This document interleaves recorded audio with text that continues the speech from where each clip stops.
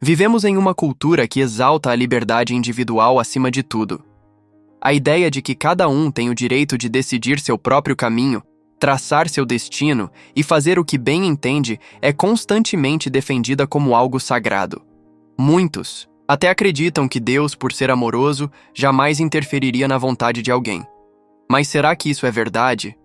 Será que Deus realmente respeita o livre-arbítrio acima da sua vontade soberana? A história do profeta Jonas é uma resposta clara e surpreendente a essa pergunta.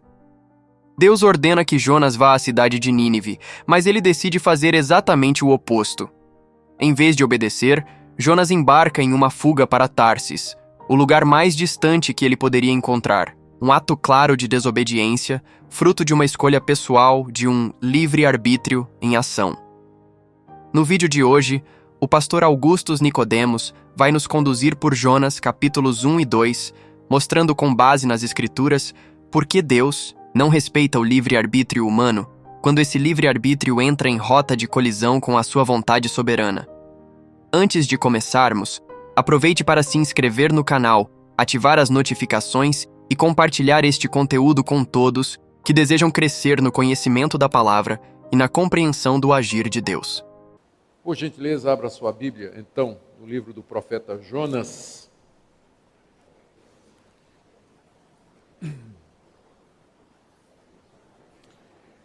Nós vamos orar mais uma vez, pedindo que Ele nos conduza, nosso Deus nos conduza na compreensão da sua palavra. Pai querido, nós queremos agradecer-te pela oportunidade de começar a semana na tua presença, juntamente com os irmãos, cantando os teus louvores, lendo a tua palavra, aprendendo mais a teu respeito. Pedimos que teu Espírito Santo nos conduza no conhecimento do Senhor, que essas palavras que Ele inspirou sejam feitas eficazes, efetivas no nosso coração. Abre, Senhor, os olhos do nosso entendimento, inclina a nossa vontade ao teu querer e dê que a exposição das tuas palavras nos traga conhecimento verdadeiro a teu respeito e do teu Filho Jesus. É por meio dele que nós oramos. Amém. Vamos ler Jonas capítulo 1. Veio a palavra do Senhor a Jonas, filho de Amitai, dizendo: Dispõe-te, vai à grande cidade de Nínive e clama contra ela, porque a sua malícia subiu até mim. Jonas se dispôs, mas para fugir da presença do Senhor, para Tarsis. E tendo descido a Jope, achou um navio que ia para Tarsis. Pagou, pois, a sua passagem e embarcou nele para ir com ele para Tarsis, para longe da presença do Senhor. Mas o Senhor lançou sobre o mar um forte vento e fez-se no mar uma grande tempestade. E o navio estava a ponto de se despedaçar. Então os marinheiros, cheios de medo, clamavam cada um ao seu Deus e lançavam ao mar a carga que estava no navio para o aliviarem do peso dela. Jonas, porém, havia descido ao porão e se deitado e dormia profundamente. Chegou-se a ele o mestre do navio e lhe disse: Que se passa contigo? Agarrado no sono? Levanta-te, invoca o teu Deus. Talvez assim esse Deus se lembre de nós para que não pereçamos. E diziam uns aos outros: Vinde e lancemos sortes, para que saibamos por causa de quem nos sobreveio esse mal. E lançaram sortes, e a sorte caiu sobre Jonas. Então lhe disseram: Declara-nos agora, por causa de quem nos sobreveio este mal. Que ocupação é a tua? De onde vens? Qual tua terra? De que povo és tu? Ele lhes respondeu: Sou hebreu e temo ao Senhor, o Deus do céu, que fez o mar e a terra. Então os homens ficaram possuídos de grande temor e lhe disseram: Que é isso que fizeste? Pois sabiam os homens que ele fugia da presença do Senhor, porque ele o havia declarado. Disseram-lhe: Que te faremos para que o mar se nos acalme? Porque o mar se ia tornando cada vez mais tempestuoso. Respondeu-lhes: Tomai-me e lançai-me ao mar, e o mar se aquietará, porque eu sei que por minha causa vos sobreveio essa grande tempestade. Entretanto, os homens remavam, esforçando-se por alcançar a terra, mas não podiam, porque o mar se ia tornando cada vez mais tempestuoso contra eles. Então clamaram ao Senhor e disseram: Senhor, rogamos-te que não pereçamos por causa da vida desse homem, e não faças cair sobre nós esse sangue, quanto a nós, inocente, porque tu, Senhor, fizeste como te aprouve. E levantaram a Jonas e o lançaram ao mar, e cessou o mar da sua fúria. Temeram, pois, estes homens em extremo ao Senhor, e ofereceram sacrifícios ao Senhor, e fizeram votos. Deparou o Senhor um grande peixe para que tragasse a Jonas, e esteve Jonas 3 dias e 3 noites no ventre do peixe. Até aqui, queridos, a leitura da palavra de Deus. Por que o livro de Jonas? O livro de Jonas é muito mais do que aquela história tão conhecida, nossa, de um homem que foi engolido por um peixe. O livro de Jonas, ele revela muita coisa a respeito do nosso Deus. Na verdade, a estrela do livro não é Jonas, como às vezes a gente aprende na escola dominical e no departamento infantil, mas a estrela do livro é Deus. Esse livro foi citado 2 vezes por Jesus, particularmente o episódio do arrependimento dos ninivitas e também o episódio de Jonas ter ficado 3 dias e 3 noites no ventre do peixe. Você encontra essas referências em Mateus 12 e Mateus 16. Muita gente acha que esse livro é uma lenda, uma parábola, uma história que foi inventada com algum propósito. E até escritores pagãos da antiguidade zombavam da credulidade dos judeus e dos cristãos, porque achavam que era uma história inventada, não é? A partir, inclusive, de outros mitos pagãos que havia naquela época. Então, por exemplo, na mitologia grega, você tem a história daquele famoso herói chamado Perseu, que liberta Andrômeda do ventre de um monstro marinho. Tem a história de Hércules, que passou 3 dias no ventre de outro monstro marinho para salvar Alcione. Então, escritores pagãos como Porfírio e Juliano, eles zombavam dessa história, dizendo que aqui o que você tem, na verdade, é uma lenda, é um mito igual àqueles mitos pagãos que você encontra em outros povos. E há, inclusive, estudiosos cristãos que defendem que o que nós temos aqui não é história, mas é uma narrativa lendária ou mitológica que tem algum propósito espiritual ou teológico. Por quê? Bom, primeiro porque os milagres não são razoáveis, convenhamos, né? Um peixe engolir um homem, nós sabemos que não existe isso não é uma coisa que parece factível, a gente não vê isso em todo lugar, não só engolir o homem, mas o homem sobreviver 3 dias e 3 noites dentro do peixe. Depois uma cidade inteira se converter, a cidade de Nínive inteira se converteu, isso não parece razoável. Uma planta que nasce do dia para o outro, né, sobe, forma uma ramada e no dia seguinte morre, né, tudo isso parece não muito racional, não é alguma coisa que a gente vê todos os dias. Além disso, o capítulo 2, que nós vamos ver também hoje de manhã, no segundo culto, ele está na forma de uma poesia, está dizendo que é uma oração, mas a estrutura na língua hebraica é claramente de uma poesia, como se fosse um salmo. Não parece ser alguma coisa que alguém na barriga de um peixe comporia um salmo, né? Então, como é isso?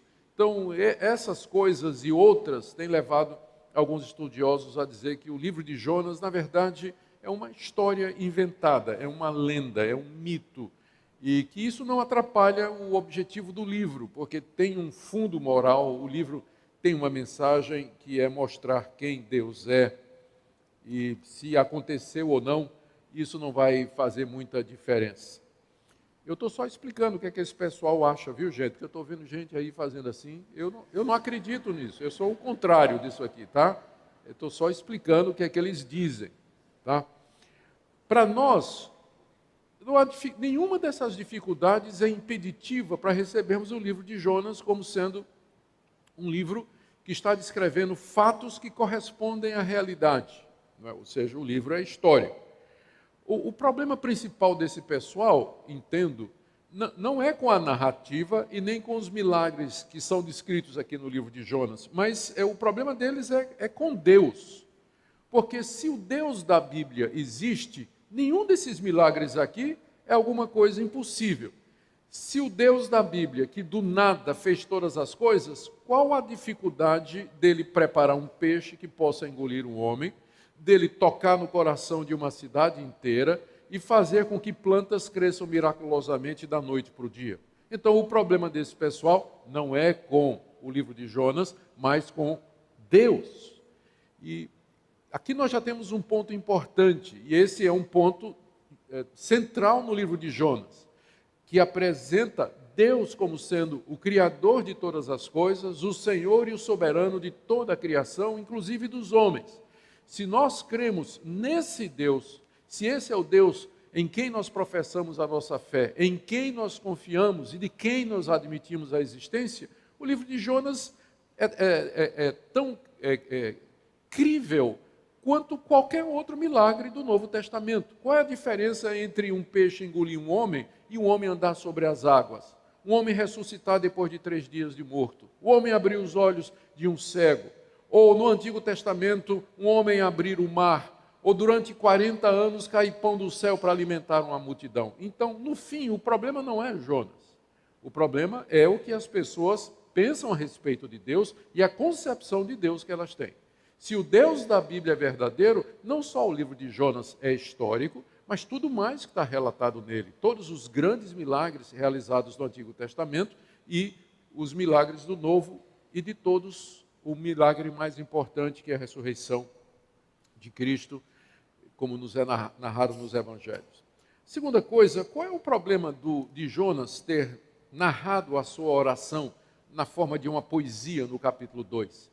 É claro que ele não se expressou dessa forma quando ele estava no ventre do peixe, porque o livro foi composto depois, e era perfeitamente natural que os judeus, eles expressassem os seus sentimentos na forma poética, como nós vamos encontrar nos Salmos, mas mais sobre isso no segundo culto.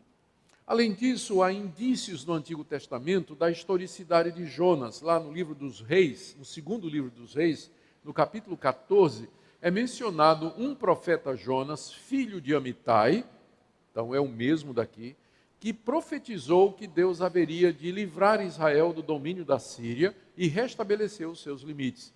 Fato que aconteceu. E tem lendas na mitologia grega de gente indo para o fundo do mar libertar outras pessoas, é verdade. Mas aqui nós temos uma dificuldade, nós temos um problema que geralmente é causado pelo preconceito. O livro de Jonas é muito antigo. Por que as pessoas dizem que o livro de Jonas se inspirou nos mitos gregos? Não podia ser o contrário. É um problema de datação. Nós temos mais convicção da datação do livro de Jonas, tem mais manuscritos e provas do livro de Jonas e da sua autenticidade e antiguidade, do que, por exemplo, dos escritos de Homero, que é onde tem esses relatos pagãos de Teseu, de Hércules e assim por diante.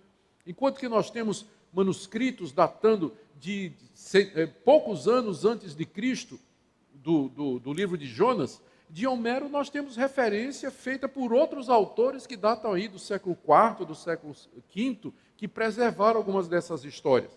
Então, por que dizer que Jonas foi influenciado por Homero? Não podia ser o contrário? Ou diga, as histórias atribuídas a Homero se inspiraram na literatura hebraica, por exemplo? Então, é tudo uma questão de comparação, datação e cronologia, que sempre vai ter as suas dificuldades, porque nós dependemos de descobertas. Mas para nós o que é mais importante é que o Senhor Jesus, ele se referiu a esse livro como sendo histórico. Ele primeiro disse que, assim como Jonas esteve 3 dias e 3 noites no ventre do peixe, assim ele estaria também no ventre da terra, uma referência à sua morte e ressurreição. Ele menciona o arrependimento dos ninivitas em Mateus 12, dizendo que, assim como os ninivitas se arrependeram com a pregação de Jonas, eles terão no dia do juízo autoridade para servir de testemunha contra aquela geração da época de Jesus que não se arrependeu com a pregação de Jesus. E mais do que isso, Jesus disse lá em Mateus 12, eu sou maior do que Jonas. Ora, se Jonas não é uma figura histórica, essa comparação de Jesus cai no vazio, ela não faz sentido.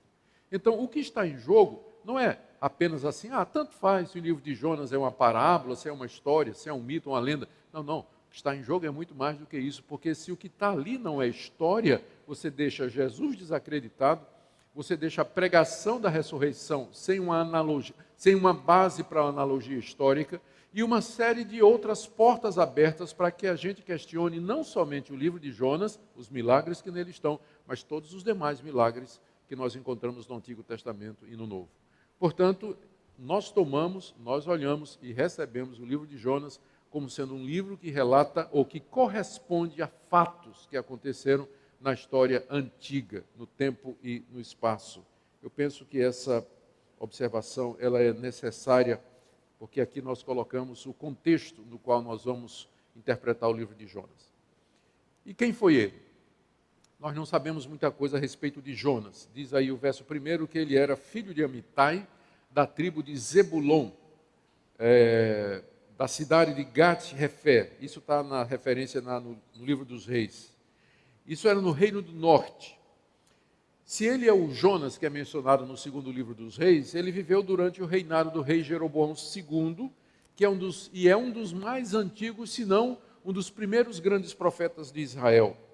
Ele veio logo depois de Eliseu e é próximo ali de Amós e de Oséias. Ele viveu antes de Isaías, antes de Jeremias e certamente antes de Ezequiel. Ele viveu numa época em que a nação de Israel estava desfrutando de uma grande prosperidade econômica e nacional, apesar da enorme idolatria. É o que acontecia no período de Jeroboão II. Deus havia abençoado a nação com prosperidade, mas o rei Jeroboão II desviou a nação para a idolatria. Então predominava o culto a Baal, sacerdotes idólatras, centros de adoração, postes ídolos, lugares nos altos onde esses deuses eram adorados, e o culto a Deus que era realizado em Jerusalém, no Reino do Sul, e em Samaria, no Reino do Norte, de onde era Jonas, estava grandemente desvalorizado. Jonas profetizou a vitória contra a Síria, e essa vitória havia acontecido. Jonas era uma espécie de herói nacional, ele era conhecido da nação de Israel por conta dessa predição. Outra coisa que a gente sabe de Jonas é que ele é o único profeta do Antigo Testamento que foi enviado para pregar num país distinto, num país pagão. Isaías profetizou em Israel, Daniel, na verdade, ele estava na Babilônia, mas ele não é considerado na Bíblia hebraica como profeta, tanto é que o livro dele não aparece entre os profetas, mas entre os livros históricos. Você encontra Jeremias sendo enviado à própria nação de Israel, Amós sendo enviado à nação de Israel. Todos os profetas foram enviados para falar ao povo de Deus. Jonas é o único a quem Deus diz, vai para uma terra pagã, um povo distante, vai para os gentios proclamar a minha palavra. Não admira que ele não queria ir, não é? Mas como assim? Um profeta de Israel sendo levantado para falar, profetizar numa outra nação, aquilo era tudo muito estranho, não tinha acontecido antes. Jonas foi o pioneiro disso. Jonas era um homem temente a Deus. Isso fica claro quando a gente lê o livro como um todo. Ele reconheceu o seu pecado quando os marinheiros o confrontaram, ele disse que estava fugindo de Deus, ele assumiu a sua culpa, ele declarou a sua fé diante dos marinheiros. Quando ele estava no ventre do peixe, ele orou a Deus, e finalmente ele obedeceu a Deus e foi pregar em Nínive. Jonas era de fato correndo o risco de dizer uma impropriedade, não é? Um anacronismo. Jonas era um crente de verdade, não é? Ele era um crente de verdade, como nós somos hoje também. Era fiel a Deus e queria fazer a vontade de Deus. Mas Jonas lutava com uma raiva muito grande que ele tinha dos ninivitas e dos assírios. Havia um rancor no coração de Jonas contra aquele povo. E o seu senso de justiça o impediu de obedecer a Deus a primeira vez, porque ele não considerava justo que Deus mandasse o anúncio do arrependimento e da salvação para os assírios, para os pagãos, que era um povo que estava crescendo no horizonte internacional, como sendo a maior potência da época. A Síria já tinha feito incursões no Reino do Norte, já havia tomado algumas partes do território de Israel, já havia matado alguns israelitas, e os judeus tinham uma raiva especial. Se os judeus não gostavam dos pagãos em geral, não gostavam dos assírios em particular. E Nínive era uma das grandes capitais da Síria. E agora Jonas é chamado para anunciar a palavra de Deus aos inimigos do povo de Deus e que já tinham causado tanto mal ao seu povo. E Jonas lutava com esse senso de justiça, lutava com o desejo de vingança e com a sua natural falta de perdão. Aqui você encontra um crente fiel e verdadeiro, mas assolado por essas paixões, lutando no seu coração contra a raiva, contra a mágoa, contra o senso de justiça, contra a vingança e assim por diante. É um quadro bastante familiar, não é? Por que Jonas escreveu esse livro? Que ele é o autor do livro. Ele escreveu esse livro para contar os fatos, né, que aconteceram com ele, com o objetivo de serem lidos pelo seu próprio povo na sua terra. E Jonas quer nos ensinar alguma coisa sobre Deus. O livro traz temas centrais da fé em Deus para os judeus. Primeiro, o livro mostra a soberania de Deus sobre toda a criação. Aqui no livro de Jonas, Deus aparece como sendo o Deus que fez o mar e a terra. Ele diz isso no capítulo 1, verso 9. E tudo obedece a Deus nesse livro. O vento obedece a Deus, está dito que Deus mandou um vento impetuoso, está aí no capítulo 1, verso 4. O mar obedece a Deus, o mar se encapela, vem uma grande tempestade. O peixe obedece a Deus, está dito lá que Deus preparou um grande peixe, 1:7 e 2:10. A planta obedece a Deus, o verme obedece a Deus.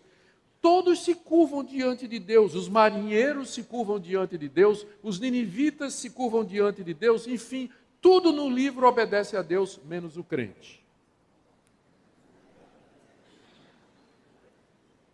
Jonas é o único ser que aparece no cenário do livro que desobedece a Deus. Tudo mais obedece a Deus. Então, o livro fala da soberania de Deus, do seu governo, da sua autoridade sobre sua criação. Mas fala também do amor de Deus por essa criação, especialmente pelos povos.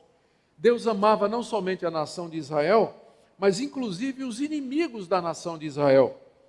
A sua compaixão fica clara quando ele perdoa os marinheiros, quando ele aceita a renúncia de Jonas, quando ele acalma o mar para que os marinheiros não pereçam. A sua misericórdia é clara quando ele perdoa a grande cidade de Nínive, quando eles se arrependem. A sua misericórdia é clara quando ele prepara um peixe para salvar o profeta do afogamento. Deus não somente é soberano sobre todas as coisas, mas ele é também um Deus de amor e de misericórdia. É isso que aparece no livro de Jonas. O livro também fala da necessidade de arrependimento. Jonas se arrependeu na barriga do peixe. Os marinheiros se arrependeram da sua idolatria. Os ninivitas se arrependeram dos seus pecados. O livro como que foi escrito para dizer à nação de Israel que ela precisava se arrepender da idolatria que praticava no tempo de Jeroboão II e se voltar para o único Deus verdadeiro, porque os deuses pagãos eram falsos. Só há um Deus, que é esse Deus criador de todas as coisas, que governa sobre tudo. O livro fala da certeza do perdão de Deus quando nós nos arrependemos e também fala do pecado de hipocrisia. Jonas estava preocupado com uma plantinha que cresceu durante uma noite e lhe dava sombra, mas ele não tinha a menor compaixão com a cidade de Nínive, onde estavam centenas de milhares de pessoas que não conheciam a Deus. O livro, então, é um desafio para nós. Nós somos como Deus, perdoador, misericordioso, amoroso, disposto a receber e perdoar aqueles que o buscam, independentemente do que foram e do que são. Nós temos compaixão pelas pessoas. O livro termina, Jonas termina mal na fita. Lá nós vamos ver no capítulo 4 que o livro parece que fica faltando um final. Porque termina com a pergunta de Deus para Jonas, depois de Deus ter confrontado o profeta. Você está com pena dessa planta que você não plantou e que você não regou e não é responsável por ela. Será que eu não tenho o direito de ter compaixão da grande cidade de Nínive, onde há milhares de pessoas e também animais? E o livro termina aí sem uma resposta. Como que se o livro pedisse uma resposta de nós. Que o leitor, ao chegar ali no final, ele desse essa resposta. Ele se visse ali na pessoa de Jonas e respondesse se ele, a semelhança de Deus, ele é capaz de perdoar os inimigos de amar as pessoas, de perdoar os seus pecados e se reconciliar com elas. Essa é a mensagem do livro de maneira geral. Vamos então, queridos, para o capítulo 1 e vamos, em detalhes, ver o que nos é ensinado aqui a respeito de Deus. Aqui nós vamos, o título desse capítulo é Deus chama. No capítulo 2, Deus ouve. No capítulo 3, Deus perdoa. E no capítulo 4, Deus ama. Deus chama, então, capítulo 1. Versos 1 a 2 tem um chamado de Jonas. Veio a palavra do Senhor a Jonas, filho de Amitai, dizendo: Dispõe-te, vai à grande cidade de Nínive e clama contra ela, porque a sua malícia subiu contra mim. Não nos é dito de que maneira Deus falou a Jonas, mas nós sabemos que Deus costumava falar aos profetas de muitas maneiras que ele não usa mais. Como diz lá o livro de Hebreus, tendo Deus outrora falado muitas vezes, de muitas maneiras, aos pais pelos profetas, nos últimos dias nos falou pelo seu Filho. Então Deus falava através de visões, de sonhos, revelações, teofanias, manifestações da sua glória, de diversas formas extraordinárias, Deus falava aos profetas. Os profetas eram estas pessoas a quem Deus se revelava de maneira costumeira. Era o porta-voz de Deus, é isso que a palavra profeta significa. Alguém que é a boca de outro, alguém que fala no lugar de outro. E não foi a primeira vez que Deus havia falado a Jonas. Há uma profecia anterior mencionada no segundo livro dos Reis. Mas aqui Deus aparece a Jonas extraordinariamente e lhe dá uma missão. O chamado está aí no verso 2, para que Jonas se dispusesse a clamar contra Nínive. Nínive, como eu já mencionei, era uma das capitais do reino da Síria. Havia 120 mil pessoas ali. Nós sabemos isso pelo último versículo do capítulo 4. E pela maneira como é dito, 120 mil pessoas que não sabem discernir entre a mão direita e a esquerda, alguns acham que ali é uma referência às crianças.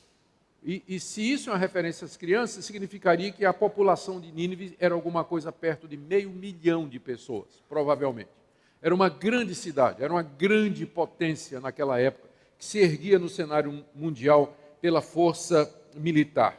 Estava a 800 quilômetros do norte de Israel. Ou seja, se Jonas tivesse obedecido, ele tinha que vencer 800 quilômetros, a pé, no lombo de camelo, ou de alguma forma, já que não tinha possibilidade marítima de chegar até lá. Seria uma longa viagem. E a razão que Deus está mandando Jonas pregar lá na capital da Síria, 800 quilômetros ao norte, está aí no verso 2. Clama contra ela, porque a sua malícia subiu contra mim. A palavra malícia, no hebraico, significa também maldade, e talvez é esse o significado.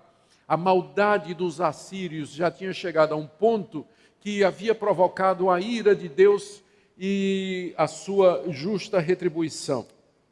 Os assírios eram cruéis e maldosos, eles tinham uma poderosa máquina de guerra, e eu me lembro quando criança, meu pai me deu de presente uma coleção chamada Tesouro da Juventude. Cada volume dedicava a alguma área do conhecimento, e tinha alguns volumes sobre história, e eu gostava de ler a história antiga. E eu me lembro muito bem de uma gravura que tinha, quando falava a respeito da Síria, da Babilônia, do Egito, das grandes civilizações e culturas orientais da antiguidade. Tinha a gravura de um soldado assírio com o pé no pescoço de outro soldado que ele tinha derrotado no campo de batalha e arrancando a língua com a mão do soldado vencido, né? Era essa a crueldade. Os assírios eram conhecidos pela crueldade. Eles não faziam reféns, matavam, exterminavam a todos. Então, chegou um ponto que Deus disse ao profeta: a maldade da cidade já subiu até mim. Eles já chegaram num ponto em que eu vou agir agora, mas eu quero que você vá lá e clame contra aquela cidade. E aí Jonas exerceu o seu livre-arbítrio, não é? Fugiu. É o que acontece, né? Tem livre-arbítrio, né? Fugiu. Pena que Deus não respeitou o livre-arbítrio de Jonas, né? E veio atrás dele. Mas aqui você tem Jonas exercendo o seu livre-arbítrio e dizendo, não, eu não vou não, né? Vou embora. E Jonas se dispôs, mas ele se dispôs foi para fugir, né? Veja a ironia, no verso 2, dispõe-te e vai. Verso 3, Jonas se dispôs, mas para fugir da presença de Deus. Ele queria fugir do chamado de Deus, ele queria fugir do próprio Deus. Ele não queria atender. E aí ele foi no sentido contrário a Nínive. Diz aí no verso 3, que ele fugiu para Tarsis e desceu a Jope e achou um navio que ia para Tarsis. Se você olhar no mapa, é mais ou menos o seguinte. Você está aqui no norte de Israel, Deus diz, vai a Nínive, 800 quilômetros ao norte, lá na Mesopotâmia. Aí o que é que Jonas faz? Ele vai para a costa, ele vai para o porto mais próximo, que é Jope, para ir para Tarsis, que ficava 1000 quilômetros ao sul da Espanha. Ele está fazendo o caminho exatamente o contrário que Deus disse para ele que ele tinha que fazer. Ele quer sair, ele não quer obedecer a Deus, ele quer ir embora.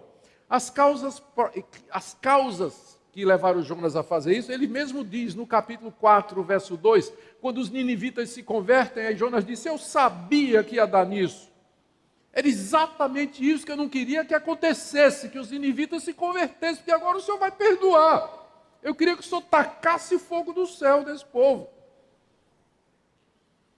Então, Jonas sabia que Deus era clemente, que Deus era misericordioso, e que se ele fosse pregar em Nínive, vai que os ninivitas se arrependem, e Jonas conhecia Deus, Deus iria perdoar. E isso Jonas não queria. Jonas queria a destruição dos inimigos dele. Jonas tinha uma mágoa, ele tinha um desejo de vingança, um senso de justiça. Não faz sentido, Deus, o Senhor perdoar esse povo tão mal. O Senhor tem que acabar com eles. Então, eu sei que se eu for lá, o Senhor vai perdoar esse povo. Então, eu vou embora. Eu vou para o outro lado, porque eu não quero que esse povo se converta. É o primeiro evangelista que eu vejo fazer o contrário. Mas tem gente assim, que acha que a misericórdia de Deus é para quem merece. Tem gente bastante seletiva, né?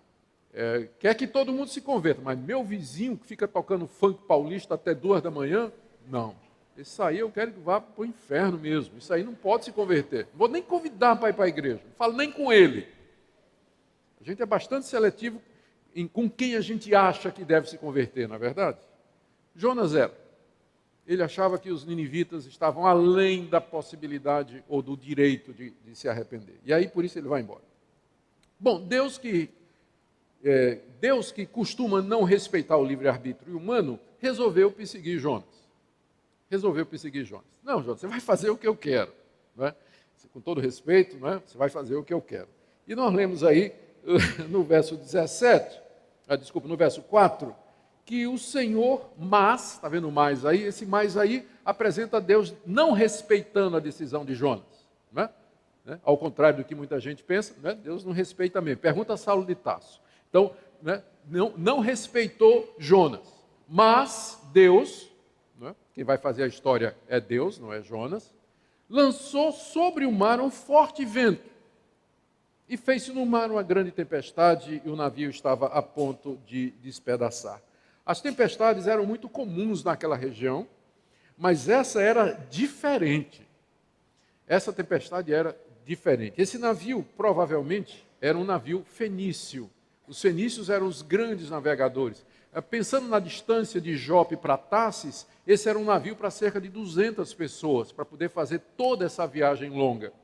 Era um navio mercante, porque mais adiante a gente vai ver que as mercadorias são jogadas no mar na tentativa de aliviar o navio, e esses marinheiros eram homens experientes, estavam acostumados a fazer essa rota, e já tinham encontrado outras tempestades, mas essa era uma tempestade diferente, e o navio, diz aí o texto, verso 4, estava pronto a se despedaçar.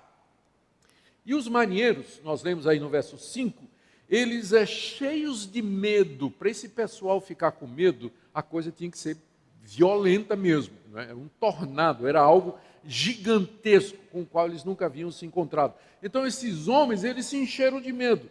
E aí diz o texto que eles começaram, no verso 5, cada um a clamar a seu Deus. Porque só existe ateu enquanto o pitbull não pula a cerca, não é?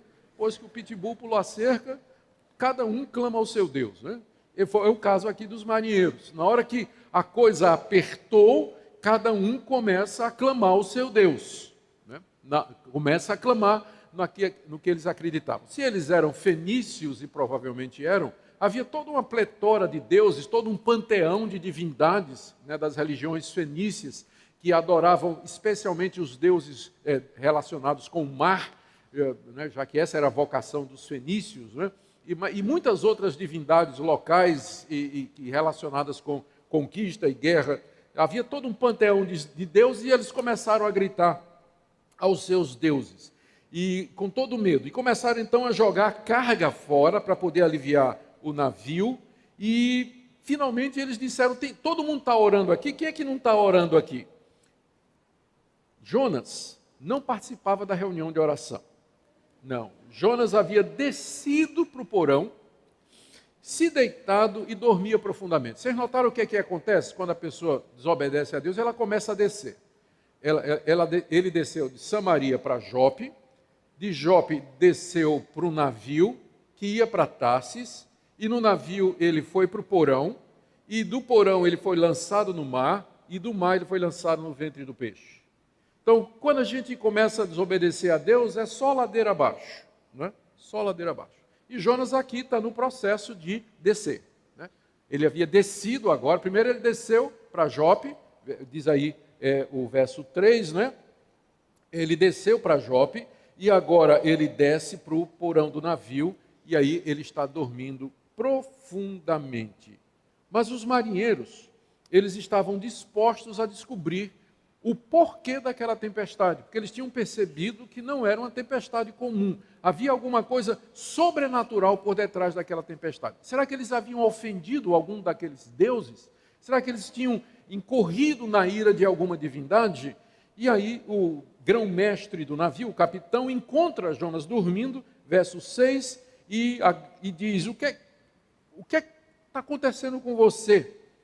Levanta-te, invoca o teu Deus, talvez assim esse Deus se lembre de nós, para que não pereçamos. O capitão queria acabar com todas as possibilidades, né? Algum Deus está ofendido, porque essa tempestade não é natural, não são causas naturais, mas algum Deus está ofendido, e quem sabe esse passageiro aqui sabe o que está acontecendo. E ele então convoca o Jonas para que ore. Queridos, é tão constrangedor quando um descrente vem fazer isso com um crente, não é?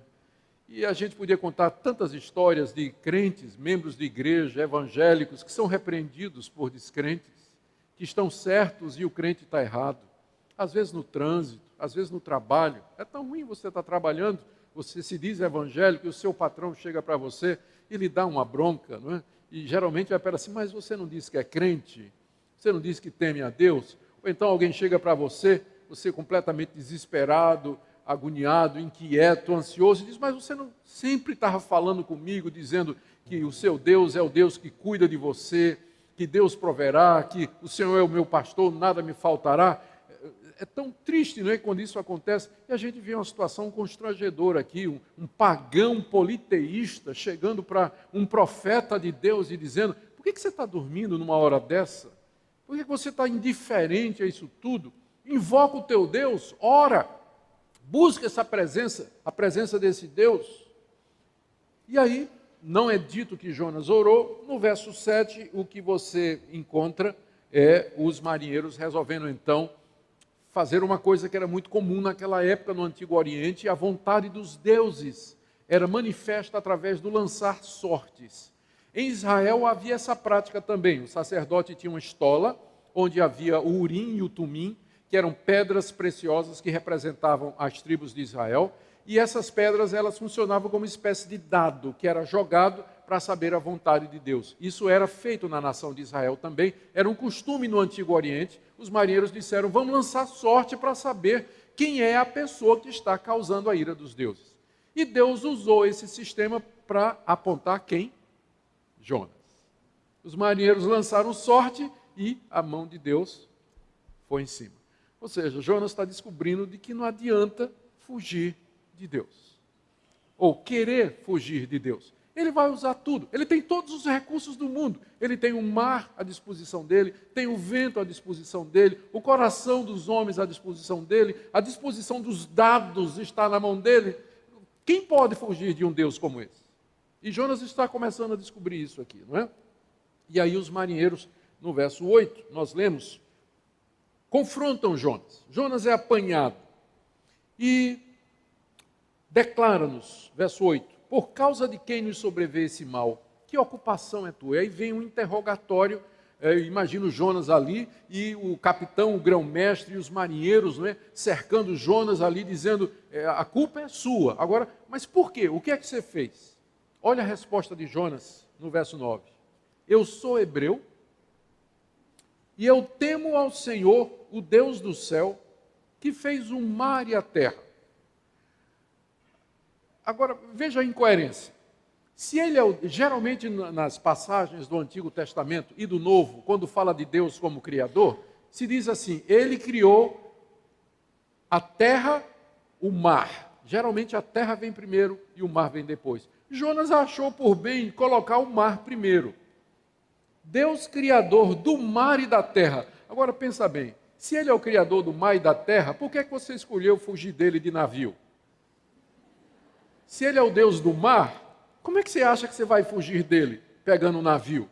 Não é? Daí, quando os marinheiros ouviram a declaração de Jonas, que o Deus dele era o Deus do mar, criador de todas as coisas, então, verso 10, os homens ficaram possuídos de grande temor e disseram, o que é isso que você fez? Como é que você afronta o Deus que fez o mar?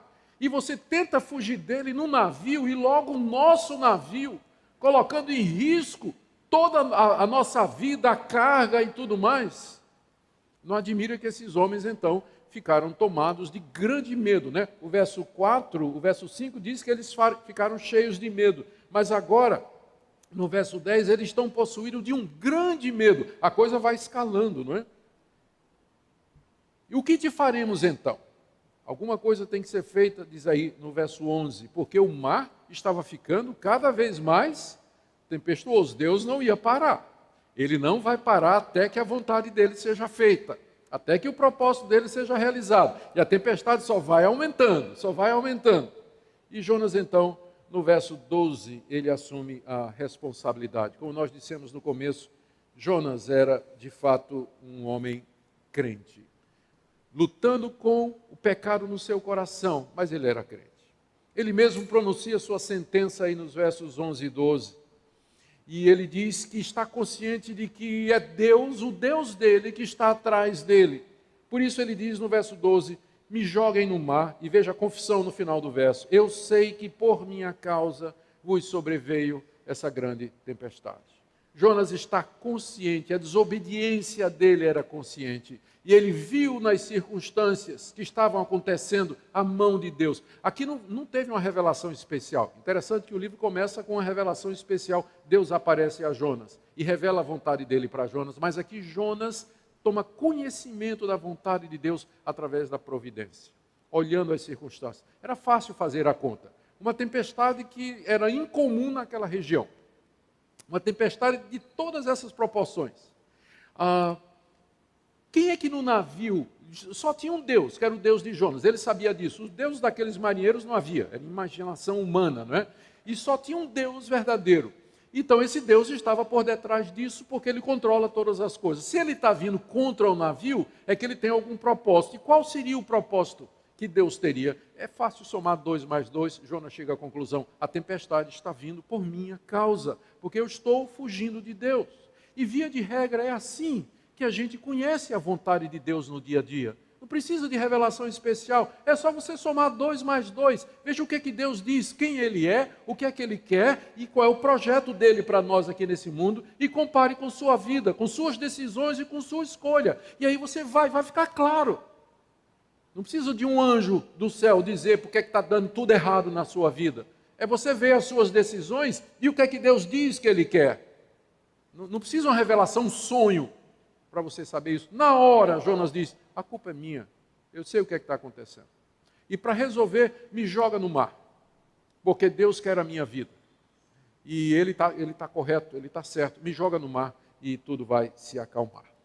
E aí os homens, nós lemos do verso 13, que esses homens, eles não queriam fazer isso. Os homens remavam, esforçando-se por alcançar a terra, o que sugere que essa tempestade foi logo depois que eles saíram de Jope, porque eles tinham esperança de, remando, alcançar a terra. Não é? Então, logo que eles saíram do porto, a tempestade veio. Então, talvez desse para ver a terra, e eles achavam que remando podia chegar lá. Mas quanto mais eles remavam, verso 13, mais tempestuoso o mar ficava. Que não adianta brigar com Deus, é uma briga perdida. Não tem jeito. Ele domina tudo, todos, as circunstâncias. Né? Os marinheiros não queriam jogar Jonas no mar.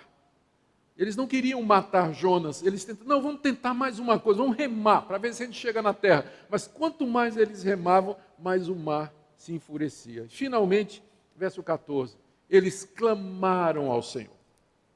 Eles clamaram. Eles temeram a Deus, verso 16. Primeiro eles tiveram medo, depois foram possuídos de medo, e aqui no verso 16 diz, eles temeram ao Senhor em extremo. A gente não sabe se esses homens se converteram, mas é dito aqui, no verso 14, que eles oraram e chamaram Deus pelo seu nome, Yahweh. Ah, Yahweh, rogamos-te que não pereçamos por causa da vida desse homem, e não faças cair sobre nós esse sangue, quanto a nós inocente.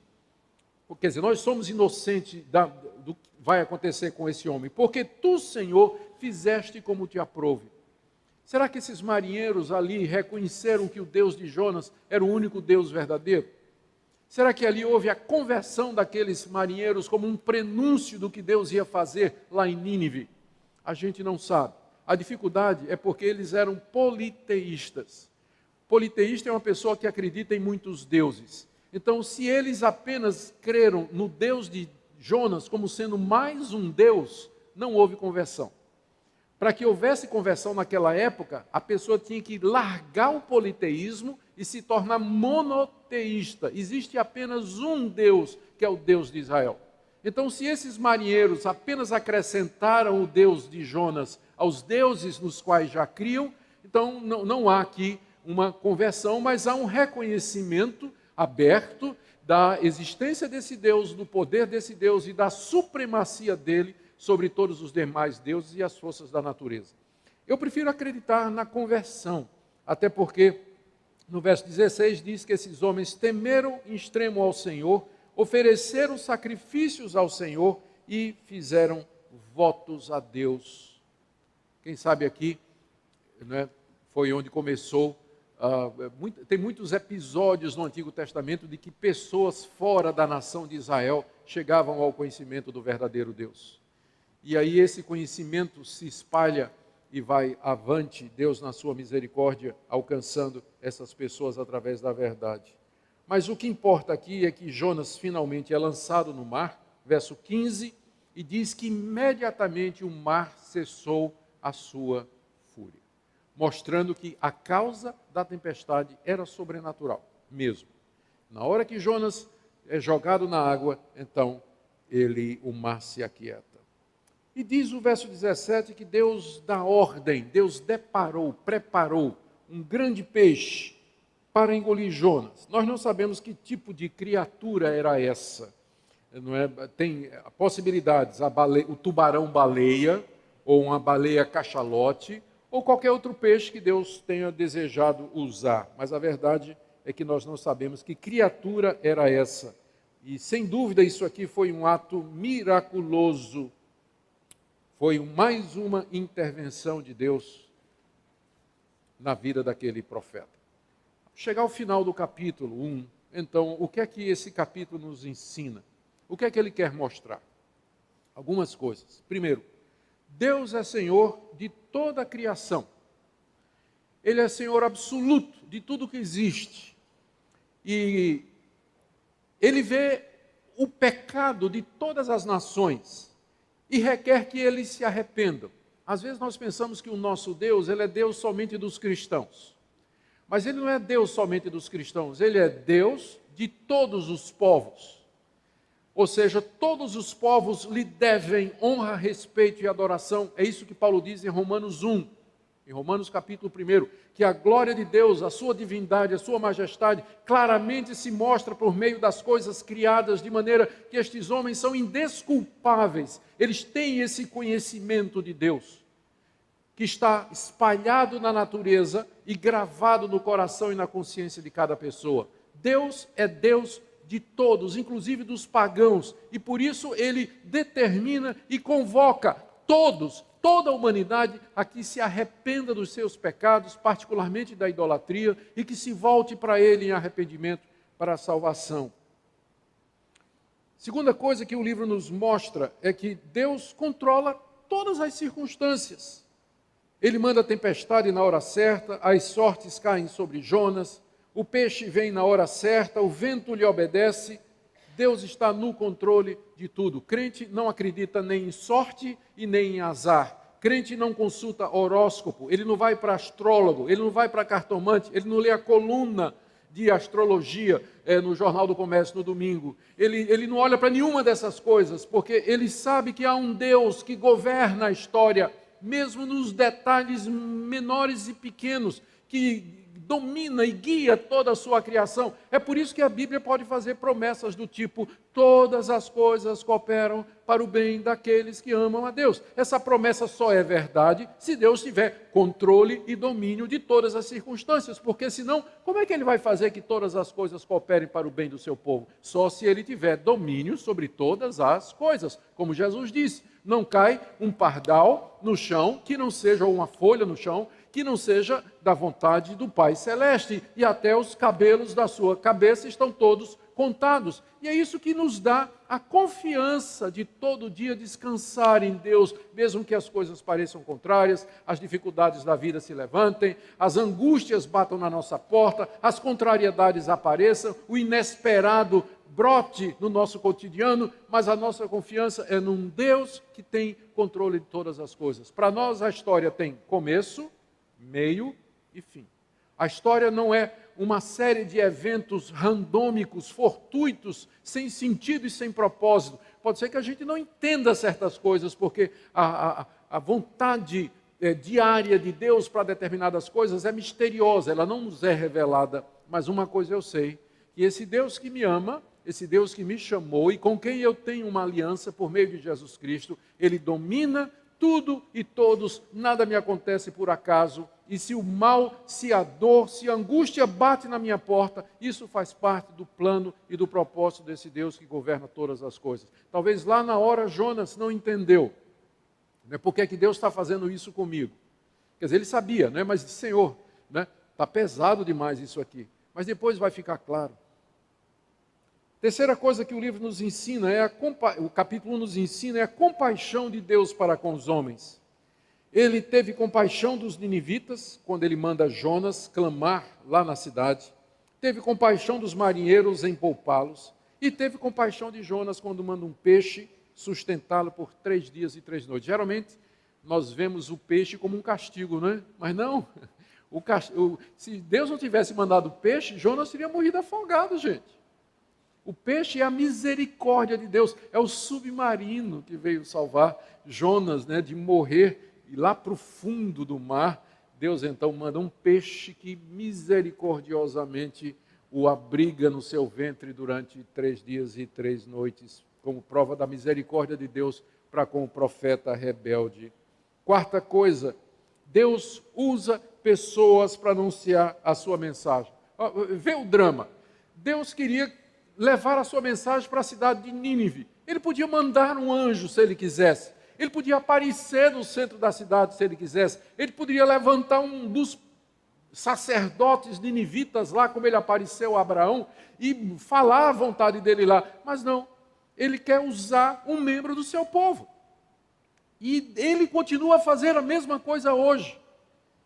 Ele nos chama, ele chama os membros do seu povo para usá-los no seu projeto, no seu propósito de abençoar o mundo. É por isso que Jesus disse: ide por todo o mundo, pregai o evangelho a toda criatura, porque esse é o método de Deus, usar pessoas.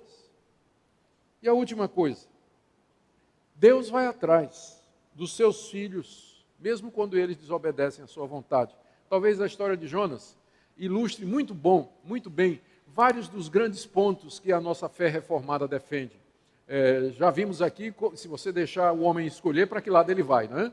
Já vimos também que Deus, ainda bem, que não respeita a decisão humana. Se Deus fosse respeitar as minhas decisões, eu continuaria no mundo até o dia de hoje.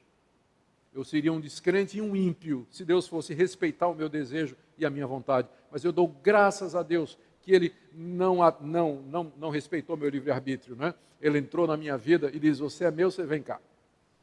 E graças a Deus por isso.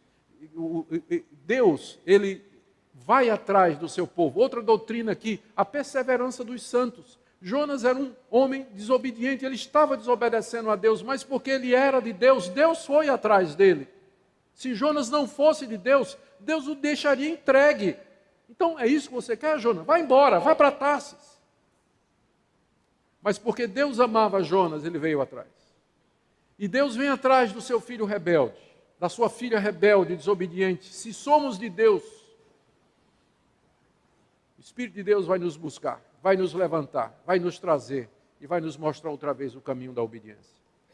E essa é uma das provas da nossa salvação e redenção, é a perseverança final dos santos. Não é porque os santos são bons, mas porque Deus é bom. E porque Ele persevera no seu propósito, e aquele que começou a boa obra haverá de terminá-la até o dia de Cristo Jesus. Vamos orar. Jonas capítulo 2, faremos a leitura do verso 1 em diante.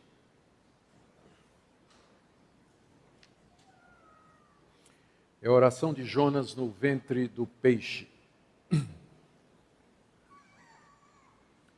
Então Jonas, do ventre do peixe, orou ao Senhor seu Deus e disse, na minha angústia clamei ao Senhor e Ele me respondeu. Do ventre do abismo gritei e tu me ouviste a voz, pois me lançaste no profundo, no coração dos mares, e a corrente das águas me cercou. Todas as tuas ondas e as tuas vagas passaram por cima de mim. Então eu disse, lançado estou de diante dos teus olhos. Tornarei porventura a ver o teu santo templo? As águas me cercaram até a alma. O abismo me rodeou e as algas se enrolaram na minha cabeça. Desci até os fundamentos dos montes, desci até a terra, cujos ferrolhos se correram sobre mim para sempre. Contudo, fizeste subir da sepultura a minha vida, ó Senhor meu Deus. Quando dentro de mim desfalecia a minha alma, eu me lembrei do Senhor. E subiu a ti a minha oração no teu santo templo. Os que se entregam à idolatria vã, abandonam aquele que lhes é misericordioso. Mas com a voz do agradecimento eu te oferecerei sacrifício. O que votei, pagarei. Ao Senhor pertence a salvação. Falou, pois, o Senhor ao peixe, e este vomitou a Jonas na terra. Até aqui a leitura da palavra de Deus, meus queridos irmãos.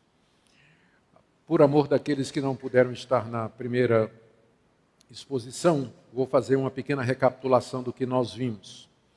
Nós vimos que o livro de Jonas é o registro que o profeta faz dos acontecimentos referentes à sua pregação na grande cidade de Nínive.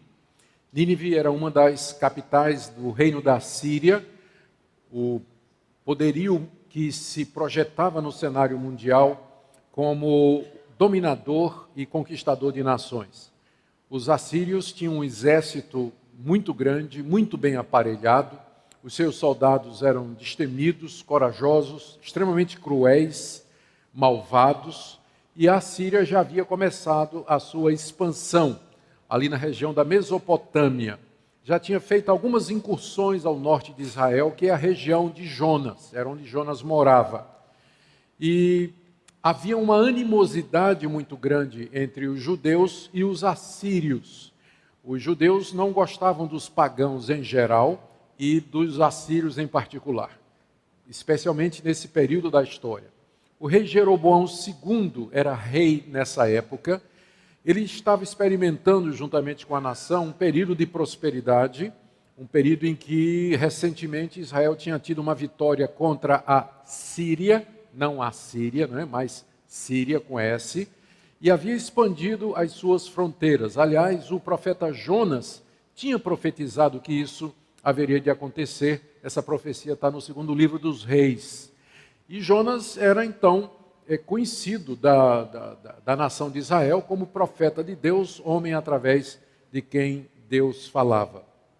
É mais ou menos isso que nós sabemos a respeito dele, não muito mais. Jonas era um homem temente a Deus, era obediente, queria obedecer a Deus, fazer a vontade de Deus, mas ele lutava contra uma mágoa, um ressentimento, um senso de justiça e de ira que tinha no seu coração, bem como no coração dos outros judeus, contra os assírios, por conta da ameaça que eles representavam para a nação de Israel e por conta das maldades que eles já haviam feito na guerra aos israelitas. O propósito do livro de Jonas, então, é mostrar como Deus o chamou para que ele fosse anunciar o arrependimento aos ninivitas, e como Jonas a princípio não queria ir, nós vimos como Jonas usou o livre-arbítrio para fugir, Deus não respeitou o livre-arbítrio dele, né? Trouxe ele de volta, e isso através de uma série de circunstâncias, como o domínio de Deus sobre o mar, o domínio de Deus sobre o vento, o domínio de Deus sobre os peixes, o domínio de Deus sobre os marinheiros, enfim, esse é o propósito do livro, mostrar como Deus soberano executou misericórdia e amor com um povo pagão através do seu profeta rebelde, porque Deus domina sobre tudo, porque Deus é Senhor, porque Ele é misericordioso e porque Ele executa os seus propósitos. No capítulo 1, nós temos o relato de como Deus chamou o profeta para ir pregar em Nínive. Nínive ficava a 800 quilômetros ao norte de Israel. Jonas desobedece a Deus e pega um navio para Tarsis, que ficava a 1000 e pouco quilômetros ao sul. Era uma região que fica no sul da Espanha. E Deus, que não costuma respeitar as decisões humanas, foi atrás do seu profeta. E usando, o texto nos mostra, né, uma tempestade que foi provocada por Deus no tempo certo, fechou o cerco em torno do profeta Fujão, de forma que ficou evidente para os marinheiros que aquela tempestade era uma ação do Deus Criador dos céus e da terra contra o seu profeta rebelde. O próprio Jonas confessa que a causa da tempestade é a sua desobediência, diz que a solução é que Jonas, ele, seja lançado ao mar, porque ele percebe que é Deus que está por detrás de tudo que está acontecendo. Os marinheiros, a princípio, não querem obedecer, tentam chegar na terra remando, mas quanto mais eles remam, mais a tempestade fica pior, porque não tem como brigar com Deus, né? Convenhamos. E, finalmente, os marinheiros se rendem e reconhecem que Deus é Senhor, e jogam Jonas ao mar. E nos diz aí o verso 17 que Deus preparou um grande peixe para que tragasse Jonas. E esteve Jonas 3 dias e 3 noites no ventre do peixe. Foi isso que nós vimos no capítulo 1, tirando algumas lições. A soberania de Deus, a sua misericórdia, o seu amor para com aqueles que o buscam, a sua disposição em perdoar e também o seu propósito em usar pessoas para realizar os seus planos. Ou seja, tirar um profeta lá de Israel e mandá-lo 800 quilômetros estrada fora para anunciar a sua graça a uma nação pecaminosa como era a nação dos assírios.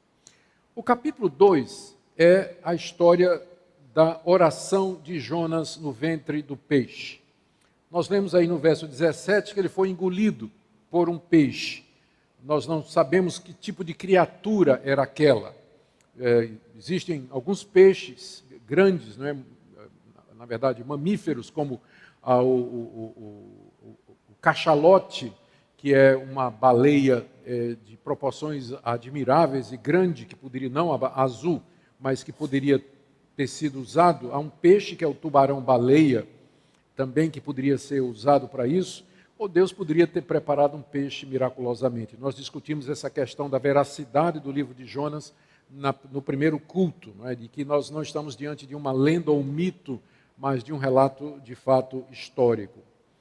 E durante aqueles 3 dias que Jonas esteve no ventre do peixe, muita coisa aconteceu na cabeça do profeta.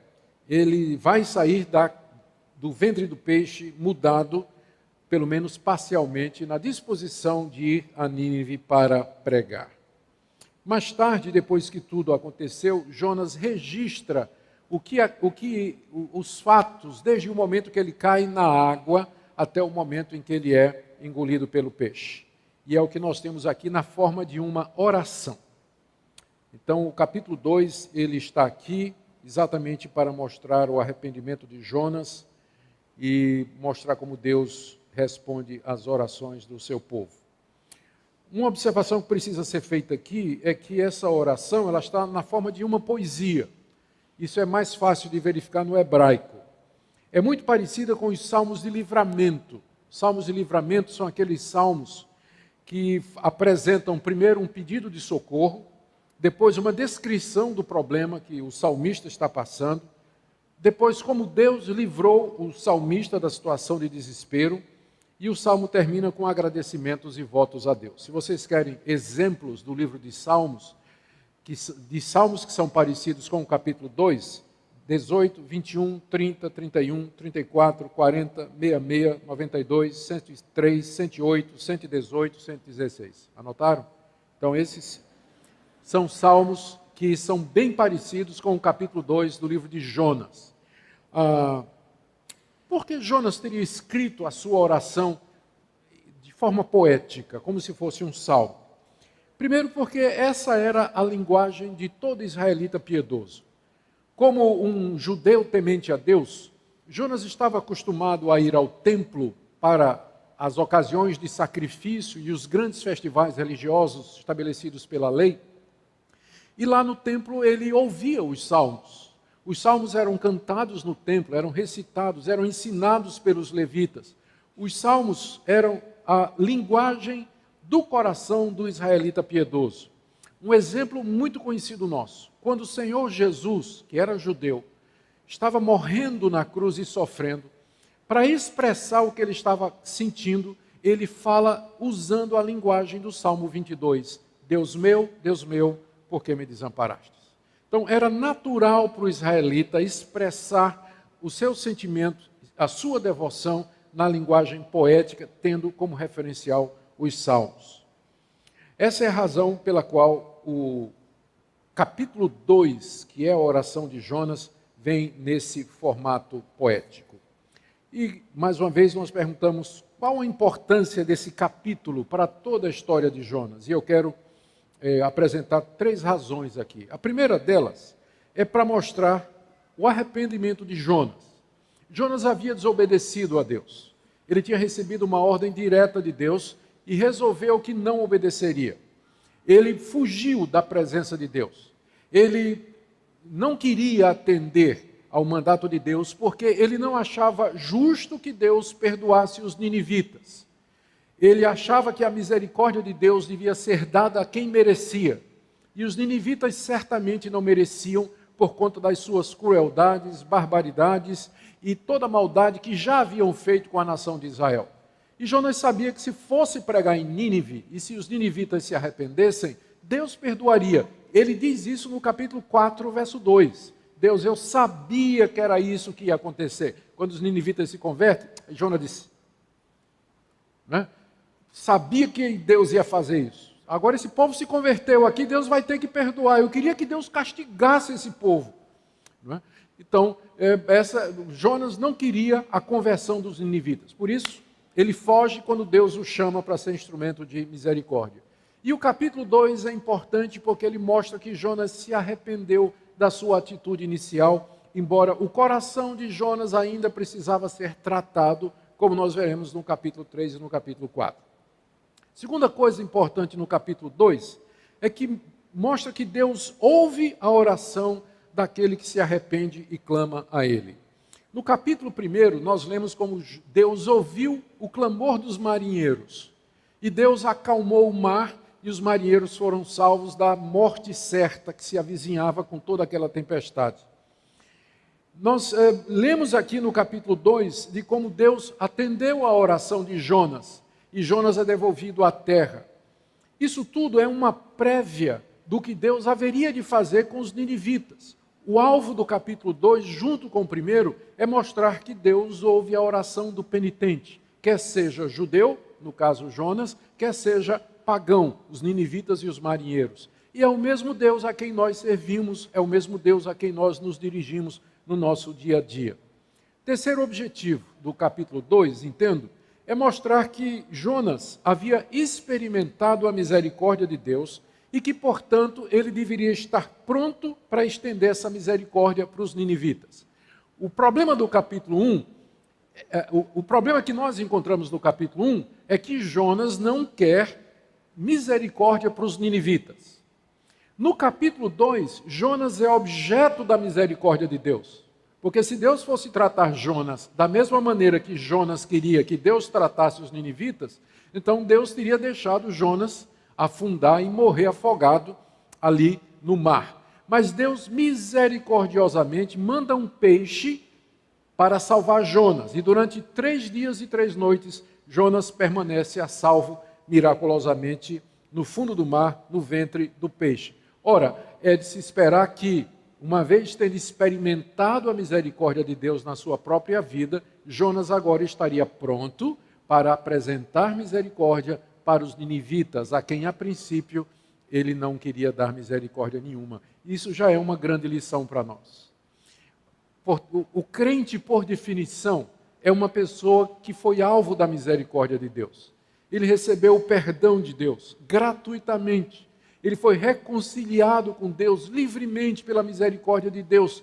Portanto, na hora que um cristão, um crente verdadeiro, ele se recusa a perdoar, ele se recusa a ter misericórdia e compaixão de outras pessoas, ele está nessa situação de Jonas aqui. Está numa situação de incoerência, porque ele recebeu misericórdia, mas agora não quer dar misericórdia a outras pessoas. O capítulo 2, então, ele é importante por isso.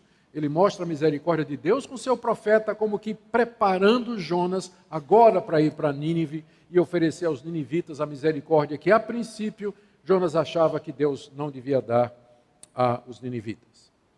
A divisão do capítulo é simples. Tem o título no verso 1, que é a oração de Jonas no ventre do peixe, orando ao seu Deus. No verso 2 tem o resumo da oração. No verso 3 até metade do verso 6, Jonas faz uma descrição dos seus sofrimentos e pensamentos à medida que ele afundava no mar.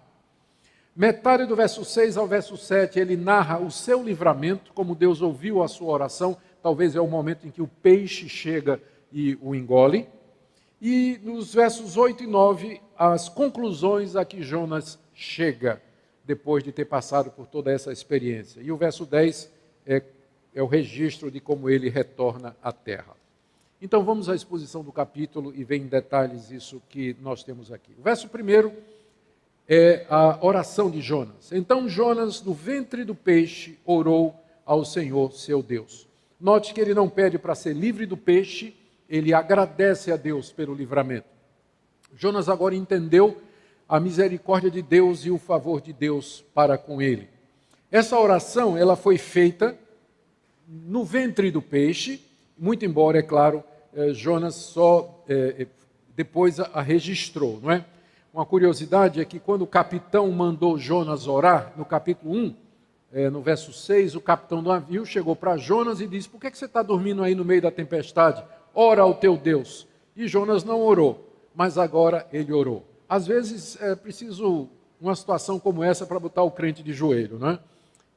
Jonas não queria orar. O capitão disse: ora, invoca o teu Deus. E Jonas não fez isso no capítulo 1.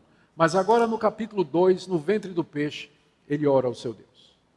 Às vezes Deus tem que nos colocar em situações assim para que a gente ore. Com frequência, as adversidades, os sofrimentos, as dificuldades, as contrariedades, os imprevistos, eles têm como objetivo nos levar a buscar a Deus, a orar. Às vezes Deus nos coloca na cama, na horizontal, porque aí a gente pode olhar para o céu. Porque quando a gente está de pé, a gente olha para frente, não é? Mas às vezes a gente precisa olhar para cima e Deus tem que botar a gente na cama, porque aí a gente tem que olhar para cima de qualquer jeito. Foi o que Deus fez com o profeta. Ele orou do ventre do peixe. Quando ele estava fora, ele não queria orar. Mas é do ventre do peixe que nascem as orações mais cruciais e fervorosas da história. É quando nós estamos no ventre do peixe. Ele orou, note aqui, ao Senhor seu Deus. A essa altura, Jonas já está bem lembrado do pacto, da aliança de Deus com o seu povo. E ele, como membro da nação de Israel, fazia parte da aliança. Não era somente Deus, mas era o seu Deus, o único Deus verdadeiro. O Deus com quem Jonas tinha um pacto mediante a aliança feita a Abraão, selada pelos sacrifícios e organizada pela entrega da lei através de Moisés. Era o Deus de Jonas. Ali ele ora ao seu Deus. O resumo da sua oração está no verso 2.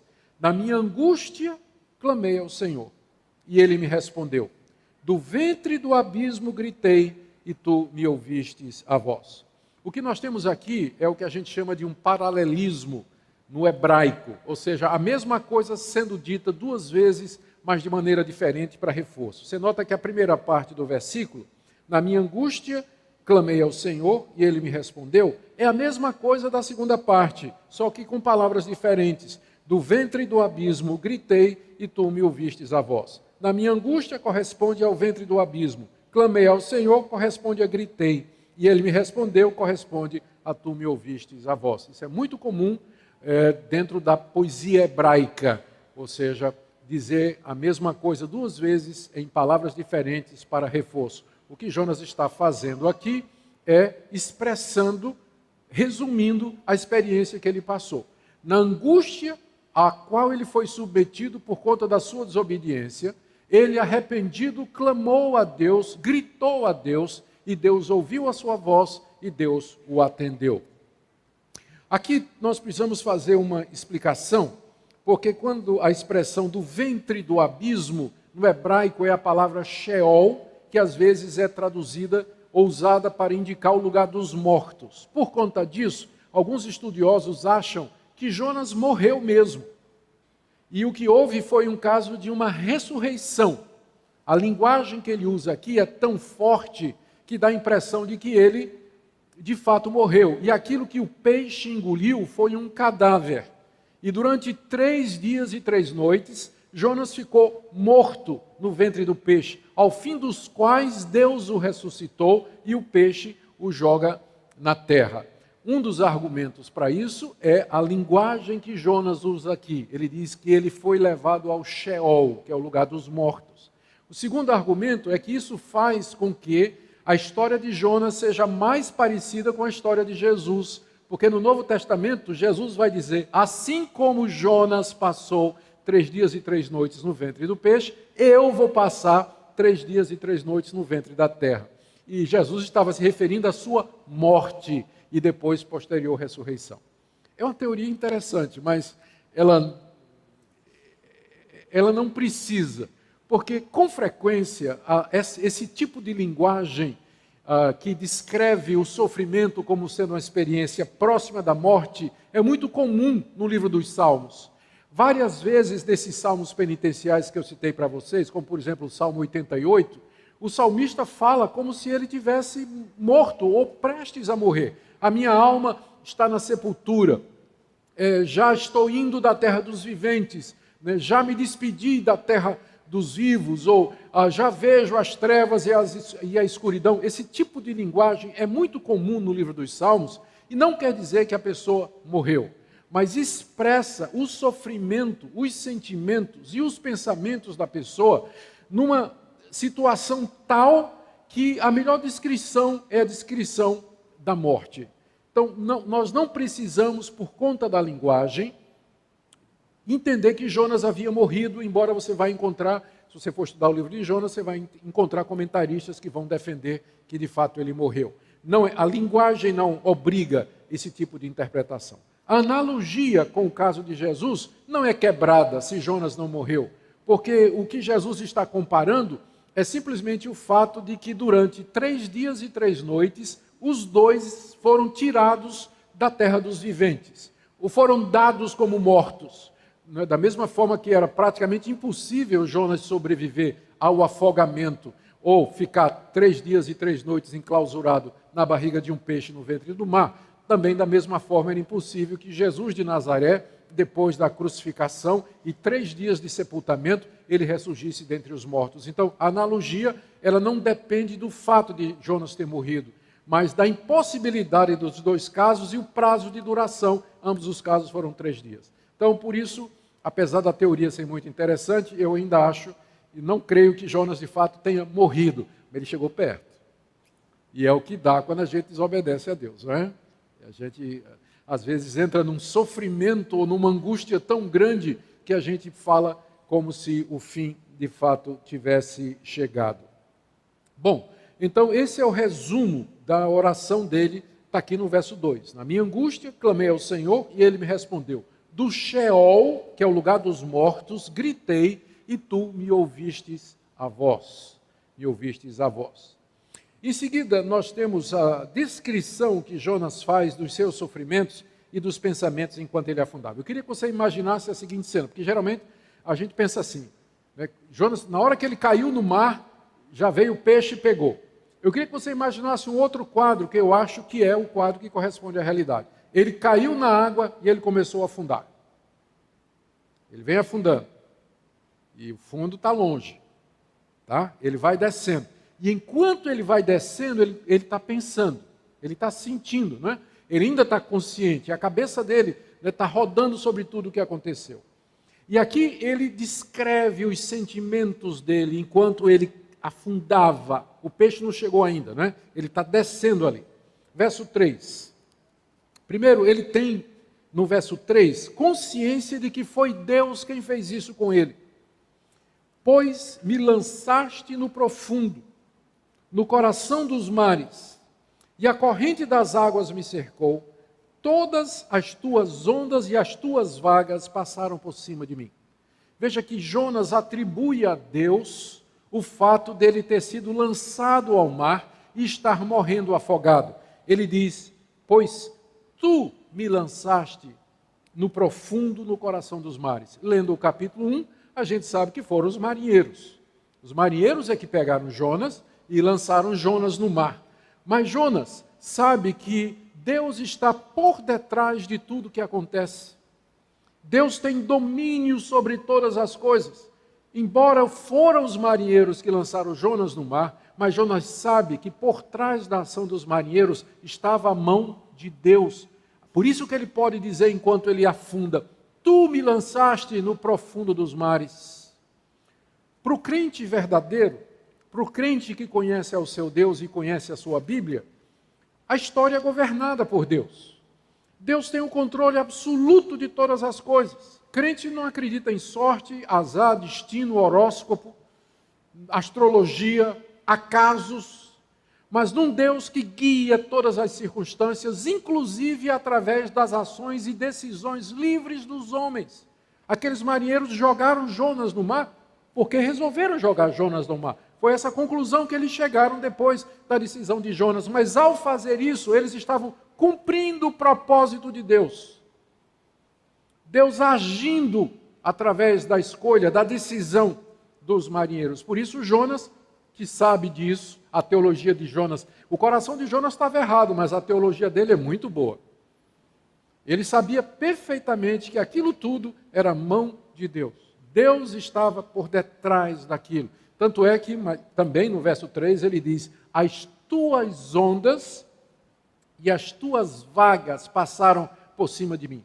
Por que ele se refere dessa forma ao oceano? Porque ele sabe que o oceano é o oceano de Deus. Que Deus é o Criador de todas as coisas. Que aquela água era a água de Deus. Que aquelas ondas eram as ondas de Deus. Que aquelas vagas eram as vagas de Deus. Então, a teologia de Jonas está certa. Ele sabe que é Deus que estava atrás dele. Ele sabia que ele tinha desobedecido a Deus. E que agora Deus estava vindo atrás dele. Àquela altura ele pensava que ia morrer mesmo, né? E que agora ele estava sendo castigado com justiça por aquilo que ele havia feito. Então, o crente Ele entende as circunstâncias, ele sabe as circunstâncias. No primeiro culto eu até mencionei o fato de que no início do livro de Jonas, Jonas recebe uma revelação especial. Deus fala com Jonas, talvez num sonho, para dizer para Jonas, ou numa visão, para dizer para Jonas, vai pregar em Nínive. Mas aqui, Jonas não precisa de sonho e de revelação para saber que o que está acontecendo com ele é a mão de Deus. Da mesma forma hoje, nós não precisamos de sonho, visão e revelação para saber que a mão de Deus, o que é que a mão de Deus está fazendo? Você sabe quem é Deus, qual é a vontade dele, o que é que Deus gosta, o que é que ele manda fazer. E se você desobedece a Deus, faz escolhas erradas, você não precisa ter um sonho, uma visão e uma revelação quando as consequências vierem. Você vai ter que dizer como Jonas, são as tuas ondas e as tuas vagas, foi o Senhor que está fazendo isso comigo, porque eu desobedeci, porque eu fiz o que é mal aos teus olhos. Fiz o que é mal aos teus olhos. A teologia dele está correta aqui, quando ele tem consciência de que foi Deus que, de fato, através dos marinheiros, o jogou. Ainda no verso 4, ele pensa, ele está caindo, né? Está afundando. Aí vem aquela sensação de que o fim está chegando e que ele está separado de Deus. Verso 4. Então eu disse, lançado estou de diante dos teus olhos, tornarei porventura a ver o teu santo templo. A sensação de que ele tinha sido agora abandonado por Deus. Deus o havia lançado de diante dos seus olhos. É como se Deus dissesse, é o seu fim, Jonas. Não olharei para ti mais com favor. Você me desobedeceu. E você agora está sendo castigado com justiça pela sua desobediência. E Jonas sentiu. E a dor de Jonas, percebe aqui? Não é nem tanto o medo de morrer afogado, mas a tristeza dele na hora da morte é que ele se sente abandonado por Deus. Porque a maior alegria do crente é a comunhão com Deus. É saber que ele está próximo de Deus, que Deus está ao seu lado, mas morrer se sentindo abandonado por Deus. Era assim que Jonas ia morrer, era assim que ele se sentia, e a sua alma estava. Por isso que ele descreve, não é, a sensação de que ele está entrando na terra dos mortos e ali abandonado por Deus. Eu sei que você não quer morrer assim. Eu sei que você não quer morrer assim, se sentindo abandonado por Deus, lançado de fora da presença de Deus, angustiado, temeroso. Mas o capítulo 2 nos mostra a misericórdia desse Deus para com aqueles que o buscam em verdade e em arrependimento, que o buscam com sinceridade de coração. Lançado estou diante dos teus olhos. Note que a segunda angústia de Jonas, no verso 4, ele dizia assim, tu me lançaste dos teus olhos, não é? A sensação de abandono, e ele diz, nunca mais eu vou ver a igreja, nunca mais eu vou para a igreja. Você diria isso na hora de morrer? Seria uma das grandes tristezas de você morrer, é que aí você não vem mais para a igreja. É claro, você vai entrar na igreja celestial. Vê como esse homem amava a Deus. Mas era um crente que estava lutando com a ira e a mágoa no seu coração. Mas ele era crente, ele amava a Deus, amava o templo. Ele, na hora de morrer, ele diz, eu vou sentir falta da minha igreja. Eu vou sentir falta do povo, de estar lá no templo, vendo os sacrifícios, ouvindo a palavra de Deus, cultuando com os meus irmãos. De que você, na hora da morte, o que é que você vai dizer assim? Eu vou sentir falta de quê aqui? Das séries do Netflix? Né? Do que eu vou sentir falta na hora de morrer? De que eu vou sentir falta? Porventura tornarei a ver o teu santo templo. O amor desse homem por Deus e pelas coisas de Deus. Lembrou-se do templo e queria estar lá outra vez. No verso 5, até metade do verso 6, ele tem consciência de que a morte se aproxima. Veja, verso 5, as águas me cercaram até a alma, o abismo me rodeou, as algas se enrolaram na minha cabeça. Aí você já está vendo, Jonas está afundando, né? As algas, elas estão no fundo, né? São aquelas plantas. E aí ele está chegando no fundo e as algas ele já começa a se debater, né, com um mato no fundo do mar, né, com as algas já se enrolando na cabeça dele. Ele diz, agora não tem jeito, né? E ele diz, olha, no verso 6, desci até os fundamentos dos montes, desci até a terra, cujos ferrolhos se correram sobre mim para sempre. Aqui Jonas está refletindo a crença do antigo Israel de que o mundo dos mortos era no fundo do mar, era no centro da terra. Até hoje a gente, quando fala de que a pessoa morre, né, ou vai para o inferno, a gente aponta para baixo, né? Como se o inferno fosse um local aqui no centro da terra. Mas essa era a crença no antigo Israel, que o local dos mortos, não necessariamente o inferno, mas o local para onde os mortos iam, ficava embaixo da terra e tinha portas. E uma vez que você passou por aquela porta e que o ferrolho passou, acabou. Você não voltava mais. É o que ele diz aqui, ó. Desci até a terra, cujos ferrolhos se correram sobre mim para sempre. Por isso que algumas pessoas estão dizem que ele morreu mesmo, né? Porque ele diz aqui que ele entrou, passou pelo portão e passaram o ferrolho. Mas Deus disse, olhou e tirou ele, porque é assim que Deus faz. Mas não precisa, é uma linguagem poética, ele está descrevendo a desesperança e o desespero. Ele vem caindo, né? vem se afogando e pensando como ele desobedeceu a Deus, a tristeza que ele sente, que não vai mais poder aqui nesse mundo partilhar das coisas de Deus e se sentindo abandonado por Deus e que o fim está próximo. A mudança acontece na metade do verso 6 com a palavra contudo. Contudo. Ou a palavra mas. Ou a palavra porém. Ou todavia. São expressões que na Bíblia apontam para a intervenção de Deus em situações de crise caóticas ou impossíveis. A situação está difícil, o homem está caindo, está se afogando, chegou no fundo, as algas já estão se enrolando, contudo, Deus.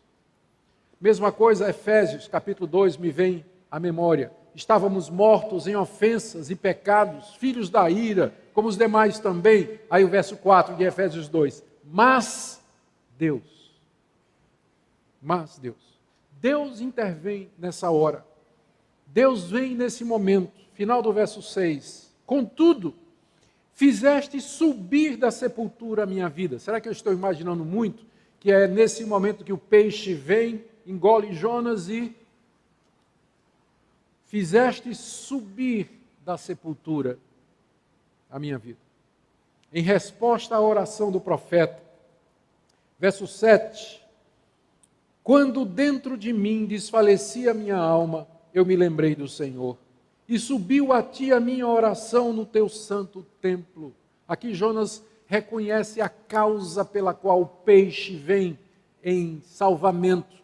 É que enquanto ele desfalecia, naquela sua angústia, em que ele caminhava para a morte, ele se lembrou de Deus. Ele se lembrou do Deus, o Deus dele, o Deus que ele desobedeceu. E subiu a ele a oração. Tudo que tem antes aqui é o diálogo dele com Deus. E Deus escutou. O peixe vem então em resposta à oração de Jonas. Em resposta à oração de Jonas. Note que no final do capítulo 1, está dito no verso 17, que Deus deparou um grande peixe para que tragasse a Jonas. E aqui no capítulo 2 está dizendo que a salvação de Jonas foi resultado da oração dele. E aqui você tem a resposta para aquela dúvida que geralmente os calvinistas e reformados têm, especialmente os novatos, quando o pessoal descobre a soberania de Deus, as doutrinas da graça, eleição, predestinação, soberania. Uma das áreas em que eles ficam paralisados é a oração.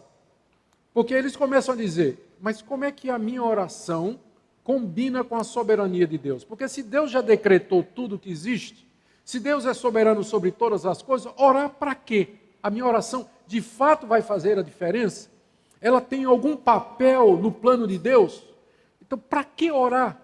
Muitos novos reformados e gente que cresceu na igreja a vida toda, eles às vezes têm dificuldade em orar, porque não sabem como é que isso se harmoniza com a soberania de Deus. Eu quero dizer para vocês que o livro de Jonas é fantástico para isso. No capítulo 1, Deus preparou o peixe. No capítulo 2, Jonas ora e o peixe chega. Eu não estou vendo qual é a dificuldade. Uma vez perguntaram a Spurgeon, como é que se concilia a soberania de Deus com a responsabilidade humana? Resposta de Spurgeon, eu não reconcilio amigos. Não precisa reconciliação. As duas coisas andam absolutamente juntas. A oração de Jonas é uma oração real. Na minha angústia, clamei ao Senhor e Ele me ouviu. Deus ouviu a oração de Jonas, mas por outro lado, enquanto Jonas orava, o peixe já, antes de Jonas começar a orar, o peixe já estava vindo. Deus preparou um peixe. As duas coisas andam juntas. Em vez de ficar paralisado tentando entender isso, o meu conselho é que você comece a orar. Comece a orar. E você vai ver como as duas coisas se combinam de maneira maravilhosa. Na minha angústia, clamei ao Senhor e Ele me ouviu. E Deus preparou um grande peixe para que tragasse a Jonas. As duas coisas juntinhas aqui. Mostrando que não existe contradição real. Apenas uma contradição aparente, porque a nossa lógica humana não consegue entender esse Deus tão grandioso, maravilhoso, misterioso, e que é totalmente outro, e cujos mistérios nós não podemos penetrar, e cuja providência nos é secreta e frequentemente não revelada. Mas uma coisa está muito clara, Deus nos manda orar, e Ele nos dá, como esse exemplo aqui, muitos outros de que a oração é real e verdadeira, e que Deus escuta aqueles que o buscam. Jonas clamou e Deus o ouviu. Ele lembrou-se de Deus, a sua oração subiu a Deus e Deus o atende. Jonas é o filho pródigo do Antigo Testamento. Vê como parece a história, né? Penúltima parte do Salmo, do verso 2, do capítulo 2, são as conclusões a que Jonas chega. Agora, essas conclusões a gente imagina, não é? São pensamentos e reflexões de Jonas pós-evento, não é? Quando ele estava compondo essa poesia. Ele chega a 3 conclusões. A primeira delas é a inutilidade da idolatria. No verso 8, os que se entregam à idolatria vã abandonam aquele que lhes é misericordioso. Aqui, essa altura, né, Jonas, quando escreve isso, ele já tinha sido libertado da barriga do peixe, já tinha voltado para a terra, e aqui ele está agora juntando nos versos finais as conclusões, os ensinamentos que ele tirou. E o primeiro ensinamento é que os que se entregam à idolatria abandonam aquele que lhes é misericordioso. A quem Jonas se refere? O primeiro pensamento nosso é que ele se refere aos marinheiros, porque eram todos idólatras e cada um clamava ao seu Deus. Mas os marinheiros se arrependeram, converteram e clamaram ao Deus verdadeiro. Quando a gente pensa que o propósito do livro é que fosse lido pelos compatriotas de Jonas, pelos judeus, e quando a gente lembra que na época de Jonas, durante o reinado de Jeroboão II, a nação de Israel estava imersa na idolatria, então nós chegamos à conclusão que essa palavra aqui é para os leitores judeus, aqueles que leriam a história de Jonas. É como Jonas dizendo, olhem o que aconteceu comigo. O nosso Deus é o único Deus verdadeiro, Ele é o Deus misericordioso, portanto vocês, judeus, meus compatriotas, quando estão adorando Baal, Astarote, Renfã, Neco e todos esses deuses pagãos, vocês estão abandonando aquele que é misericordioso, que é Deus. É uma repreensão para a idolatria da nação de Israel. Essa é a primeira conclusão que ele chega. Deus, o meu Deus, é um Deus misericordioso. Ele teve compaixão de mim. A idolatria é renegar esse Deus e a sua misericórdia. A segunda conclusão dele, o segundo efeito, está aí no verso 9 ainda. Com a voz de agradecimento eu te oferecerei sacrifício e o que votei pagarei. Parece que Jonas fez um voto a Deus então, uma promessa a Deus depois que ele foi salvo, de que ele iria ao templo de Jerusalém oferecer sacrifícios a Deus em gratidão pelo seu livramento. Muito parecido com os nossos cultos de ação de graças, quando alguma coisa abençoada ou extraordinária nos acontece, um grande livramento, e a gente então fica com desejo de ter um culto a Deus, onde a gente publicamente anuncia a misericórdia de Deus, como Ele nos livrou, como Ele nos abençoou. Jonas mais ou menos, né, está dizendo que com voz de agradecimento ele vai oferecer sacrifício a Deus e que ele faz um voto a respeito disso. A terceira conclusão dele está no final do verso 9, quando ele diz: ao Senhor pertence a salvação. Ou seja, Deus o salvou graciosamente. Deus poderia ter deixado que ele morresse, mas misericordiosamente o salvou. Portanto, Deus salva quem ele quiser e como ele quiser. Jonas tinha um critério muito seletivo sobre quem deveria ser salvo.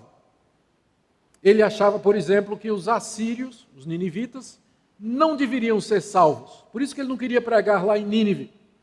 Mas agora, no final do capítulo 2, depois de ter passado por toda aquela experiência, a conclusão de Jonas é: não sou eu quem decide quem vai ser salvo.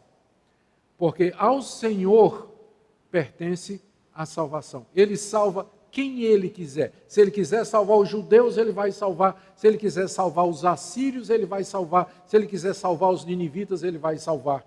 Mas a salvação pertence a Deus. Que lição preciosa e importante para nós. Que às vezes temos os nossos próprios critérios sobre quem pode ser salvo ou não. Selecionamos na nossa cabeça, às vezes inconscientemente, aqueles grupos ou pessoas que a gente acha que merece ser salvo ou não. Mas uma lição que todos nós devemos ter: Deus salva quem Ele quer. Não depende da sua opinião, não depende daquilo que você acha, não depende daquilo que você decide em termos de esse merece, esse não merece. De repente Deus salva pessoas que a gente nunca imaginaria e nem pensou que Deus poderia salvar ou queria salvar. Mas esse é um ponto importante no livro. A Deus pertence a salvação, por isso ele vai salvar os ninivitas, mesmo que o seu profeta rebelde ache que Deus não deveria fazer isso. E no verso 10 termina o capítulo dizendo que Deus falou ao peixe, e este vomitou Jonas na terra. Deus dá um comando ao peixe, porque Deus é o Senhor da sua criação. Toda a criação ouve a voz de Deus. A voz de Deus é a maneira pela qual Ele governa todas as circunstâncias. Foi pela sua voz e pela palavra que do nada Ele criou tudo. E pela sua palavra os mundos vieram a existir, onde nada havia. É a palavra de Deus que comanda, a sua voz. Ele dá uma ordem ao peixe e o peixe obedece.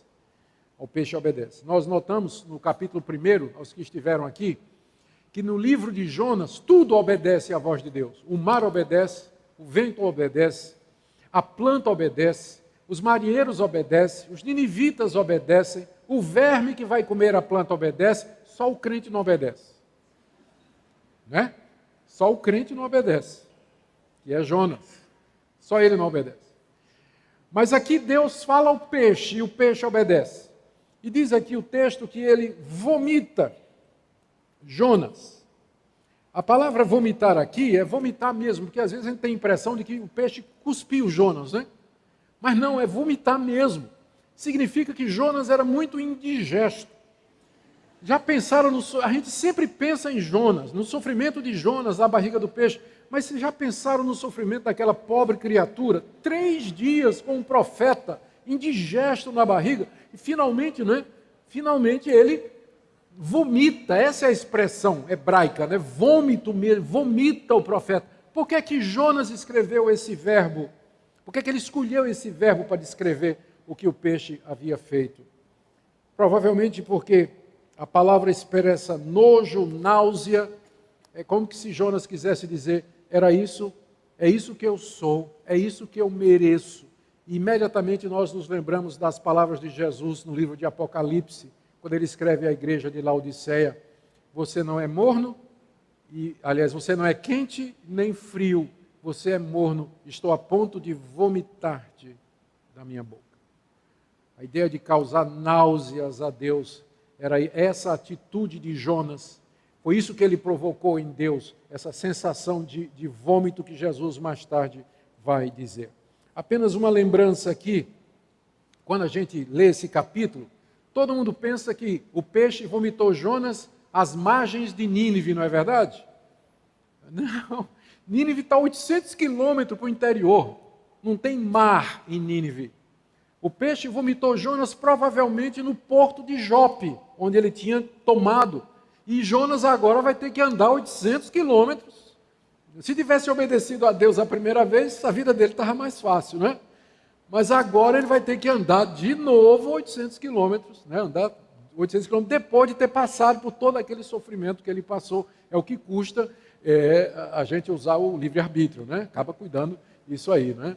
Deus que não respeita, graças, né? Não respeita o nosso livre-arbítrio, ele vem executar a vontade dele, mas no final a gente é responsabilizado pelas atitudes que a gente comete. Né? A soberania de Deus não anula a responsabilidade humana. E lá vai o profeta, serra acima, 800 quilômetros, finalmente obedecer a Deus, como nós veremos no culto da tarde. Queridos, eu termino com algumas aplicações. O que é que esse capítulo, então, nos ensina? Até agora, o que é que nós podemos aprender? Primeiro, é claro, a salvação é de Deus. Deus que é soberano sobre tudo, sobre todos, que é Senhor de toda a sua criação. Ele é o Deus que intervém, é o Deus que vem em socorro do seu povo e é o Deus que exerce a sua misericórdia a quem Ele quer e da maneira que Ele quer. Segunda lição que nós aprendemos até agora, no capítulo 1 e 2, é que Deus ouvirá aqueles que o buscam. Os marinheiros buscaram a Deus, Deus os ouviu. Jonas clamou a Deus e Deus ouviu. No capítulo 3, os ninivitas vão clamar a Deus e Deus os ouviu. E esse é o nosso Deus que nos ouve na mediação de Jesus Cristo. Terceira coisa que nós aprendemos é que Deus nos salva mediante a morte e a ressurreição de Cristo. É claro que nada disso aqui teria valor para nós se nós não soubéssemos que a história de Jonas é uma analogia e um tipo da história de Jesus Cristo. E que tudo o que está acontecendo aqui está preparando o cenário para o ministério de Cristo, a sua morte e a sua ressurreição. A conversão dos ninivitas vai ser usada por Jesus como exemplo da verdadeira conversão e do que vai acontecer no dia do juízo. E esse fato aqui nos capítulos 1 e 2, dos 3 dias de Jonas no ventre do peixe, Jesus vai usar como uma analogia da sua própria morte e ressurreição ao terceiro dia. Ou seja, Deus nos salva, Deus nos ouve, Deus é misericordioso, mas Ele faz isso por conta do seu Filho Jesus Cristo, de quem Jonas é um tipo, é uma figura, para quem e que aponta para o que haveria de acontecer com o Filho de Deus. Que Deus nos ajude a compreendê-lo mais, a amá-lo mais, entendê-lo mais, a buscá-lo mais, depender mais dele e saber que Ele é um Deus de misericórdia, perdão para todos aqueles que o buscam. Oremos. Ó Deus misericordioso e bom, Tu escutaste a oração de Jonas no ventre do peixe, do fundo do mar, no ventre do abismo, na terra cujas portas os ferrolhos se fecharam. Mas Tu abristes, ó Deus, as portas e trouxeste Jonas, porque Tu és um Deus bom, compassivo e misericordioso. Eu quero orar por aqueles que estão aqui, ouvindo, Senhor, e que estão se sentindo como Jonas, lançados da Tua presença, se afogando no mar da angústia, da dor, da dúvida, do sofrimento. Ouve o clamor do Teu povo, ouve a oração do coração sinceramente arrependido. Perdoa, ó Deus, e intervém. É o que nós Te oramos por meio de Jesus, através de quem todas estas coisas são possíveis. Amém. A história de Jonas nos confronta com uma verdade desconfortável, mas profundamente bíblica. Deus não é obrigado a respeitar as nossas escolhas quando elas entram em conflito com a sua vontade soberana. Vivemos em uma época que idolatra a liberdade individual. Fala-se em livre-arbítrio como se fosse inviolável, até mesmo diante do Criador. Mas o livro de Jonas nos mostra que o Senhor não é refém da vontade humana. Ele é soberano sobre ela. Jonas decidiu fugir. Recebeu uma ordem direta de Deus e conscientemente escolheu o caminho oposto. Usou seu livre-arbítrio para desobedecer. Mas Deus, em sua misericórdia, não permitiu que Jonas se perdesse em sua própria decisão. Ele enviou uma tempestade, moveu marinheiros pagãos e preparou um grande peixe. Tudo isso para frustrar a rebeldia de um homem e trazê-lo de volta à missão que lhe foi confiada. Isso nos ensina que, Para os que pertencem a Deus, não há fuga possível. Ele pode usar o vento, o mar, o desconforto e até mesmo a barriga de um peixe para redirecionar o nosso caminho. E isso não é tirania divina, é graça. Deus nos ama demais para nos deixar seguir rumo à destruição simplesmente porque escolhemos assim. A Bíblia não retrata um Deus passivo, esperando que façamos boas escolhas. Ela revela um Deus ativo, que governa com sabedoria, corrige com firmeza e salva com poder. E quando ele decide usar alguém, ele move céus e terra para cumprir o seu propósito. O livre-arbítrio do homem nunca prevalece contra a vontade determinada de Deus. Por isso, quando tentamos fugir de sua voz, ele nos alcança. Quando preferimos o conforto da desobediência, ele permite o desconforto da correção. Quando nos escondemos, ele nos encontra. Porque ele não nos chama para sermos livres no sentido mundano. Ele nos chama para sermos livres para obedecer, livres para servi-lo, livres para cumprir o propósito pelo qual fomos criados. A história de Jonas é a nossa história. Quantas vezes usamos a liberdade que Deus nos deu para nos afastar dele? E quantas vezes ele nos trouxe de volta, mesmo que para isso tenha sido necessário um mar agitado, uma crise inesperada ou uma noite escura?